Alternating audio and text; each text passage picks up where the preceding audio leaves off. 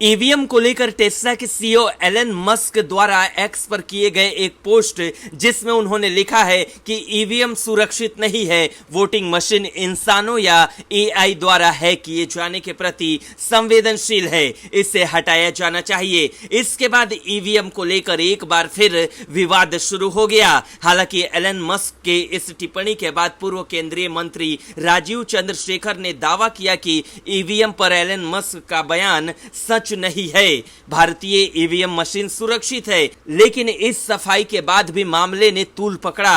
कांग्रेस ने भी सवाल उठाया कि क्या चुनाव में इस्तेमाल की गई ईवीएम मशीन हैक की गई थी। इस संबंध में राहुल गांधी ने मुंबई नॉर्थ वेस्ट लोकसभा चुनाव का उदाहरण दिया।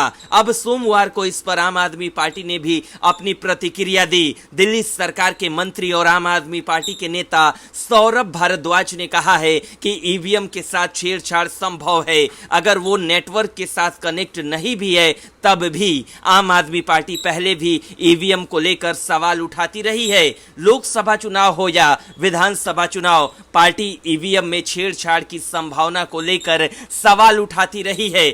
यहां तक कि एक बार आम आदमी पार्टी के नेता सौरभ भारद्वाज ने ईवीएम का एक मॉडल लेकर दिल्ली विधानसभा में ही डेमो दिखाया था कि किस प्रकार इसके साथ छेड़छाड़ की जा सकती है और इसे हैक किया जा सकता है। तब बीजेपी ने इनके इंजीनियरिंग की डिग्री पर ही सवाल खड़ा कर दिया।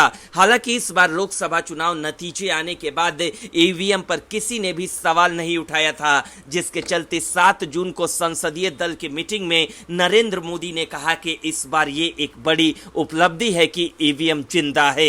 उन्होंने कटाक्ष करते हुए ये बात कही थी। लेकिन कांग्रेस के बाद अब आम आदमी पार्टी और अन्य विपक्षी दल भी ईवीएम को लेकर मुखर हो गए हैं। उत्तर पश्चिमी दिल्ली लोकसभा सीट से कांग्रेस के टिकट पर चुनाव लड़े उदित राज ने भी एक्स पर लिखा है, उत्तर पश्चिमी लोकसभा से मैं चुनाव लड़ा और कहीं से नहीं लग रहा था हार होगी। मैं दिसंबर से ईवीएम के खिलाफ लड़ रहा हूं। एलन मस्क ने भी अब कह दिया है कि ईवीएम में घपला है।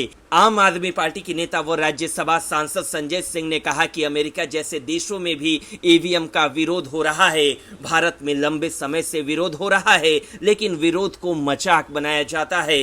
वर्तमान में एनडीए सरकार की 80 सीटें संदेह के घेरे में है। यदि इसकी सही तरीके से काउंटिंग हो जाए तो सरकार गिर जाएगी। सुप्रीम कोर्ट और चुनाव आयोग को ईवीएम पर सख्त फैसला लेना चाहिए। राज्यसभा सांसद संजय सिंह ने कहा कि अमेरिका जैसा देश ये कह रहा है कि ईवीएम बंद होनी चाहिए, वहां भी ईवीएम से धांधली के मामले सामने आ चुके हैं। हम लोग ये बात कहते हैं तो चुनाव आयोग और बीजेपी वाले मजाक उड़ाते हैं। यदि बटन किसी और का दबाया जा रहा है और वोट किसी और को जा रहा है तो ये चिंता का विषय नहीं है क्या? महाराष्ट्र में शिवसेना और उद्धव ठाकरे के कैंडिडेट पहले जीत रहे थे, उन्हें हरा दिया गया। करीब 80 सीटें ऐसी है जो संदेह के घेरे में हैं। ये सीटें महाराष्ट्र, उत्तर प्रदेश, बिहार की है। यदि सही तरीके से इन सीटों पर मतदान की काउंटिंग हो जाए तो ये सरकार गिर जाएगी। सीटों पर धांधली को लेकर सुप्रीम कोर्ट में याचिका भी दायर हुई है।